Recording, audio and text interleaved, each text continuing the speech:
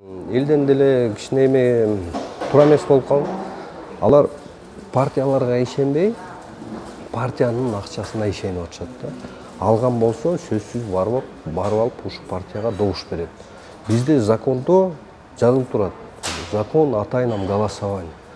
Ушул партия сага коррупция кылып аткан болсо, подкуп кылган болсо, эмнеге ошол партияга добуш бересиң? Бул уже өзүн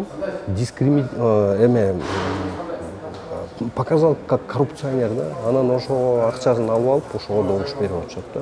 Башка партияга берип кой, акчаны коротпогон. Акчаны короткон партия ал элге ишенбейт, ошону эл түшүнүш керек. Аны биз башынан чыкканбыз, ошону түшүндүргөнбүз элгечи.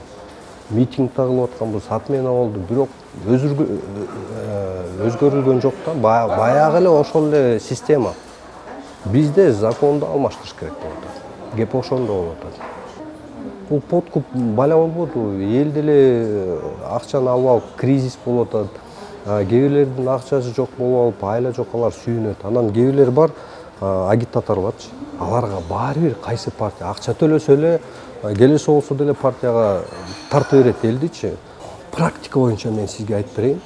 Партияны крыса деген атын койсоң делечи, акча таратсаң, эл добуш бере берет экен. Айырма жок. Партияга любой атын койсоң деле, программасы бирөө жазып берсе деле, акча таратса, сөзсүз утат.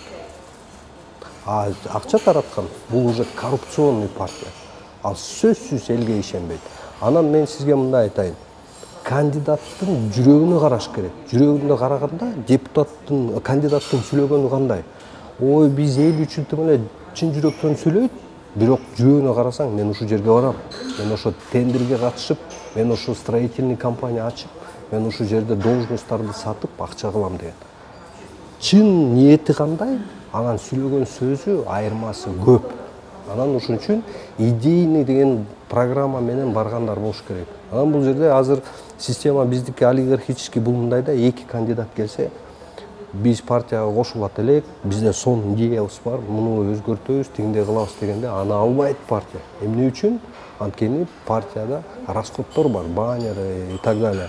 Ошон үчүн жанына жагып башка жигит турса, мен эчтеке билбейм, билимим жок, атамдын акчасы көп же мен акча урдадым эле, мени алып койгула, аны сөзсүз алат да. А идейный баланы албайт. Ошо закон биздики несовершенный болуп атат да. Ошону өзгөртүш керек, ошону түшүндүрүш керек. Анан мен бүгүн теманы көтөрдүм бул конференцияда. Мен эме деп айттым? Государственный дотация болуш керек партиягачы. Ал как мындай жалпак тил менен түшүндүргөндө бюджетный депутат болот и контрактник. Контрактник сөзсүз септеп иштейт. Өзүнүн оюн эмесин ойлойт да, проблемаларынчы же мындай кандай байып кетсем депчи. А бюджетник уже акчаны коротпогон болсо, уже элге иштеп берет. Бизде изначально фундамент керек. Бирок үстү жагын түшүндүрсөм, бизде бюджетте акча аз дейт да. Бул жерде наоборот, ошол жерде экономдотпош керек. Ошондо биз өнүгөбүз.